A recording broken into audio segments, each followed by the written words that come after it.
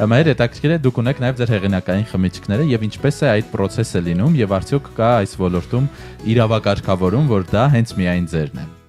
Կարող ես գնալ հեղինակային իրավունքներով, հա, բայց չեմ կարծում, որ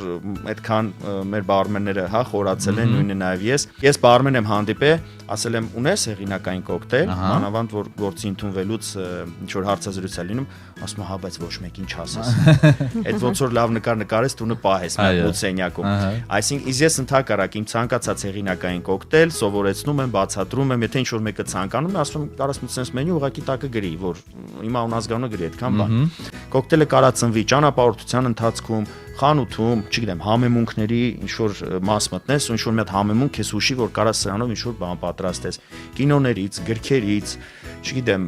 ընկերական շրջապատում ինչ որ միտք ծագի, հա, երբ որ նպատակային նստում ես կոկտեյլ ստեղծելու, արդեն ուղիղդ աշխատում է այդ ուղղությամբ, բայց պատահական նույնպես ծնվում են ինչ որ համադրություններ, եւ նաեւ ուրիշ բառեր գնալով։ Պետք է պատտվես, տեսնես տրենդերը թեկուզ Երևանում, ինչ են խմում, ինչ համեր է տարածված, որն է ավելի շատ վաճառվում։ Օրինակ մենք ապրում ենք Հայաստանում, ինչ են խմում ավելի շատ Հայաստանում եւ ըստ դրա կողմնորոշվել, թե պետք է նաեւ առաջարկել, որպեսզի մարդիկ հայերի քիմքը պետք է հաշվի առնես, որովհետեւ նույն դասական կոկտեյլների մեջ կան կոկտեյլներ, որ եթե այդ են սարքես, ոչ մեկ չի խմի Հայաստանում։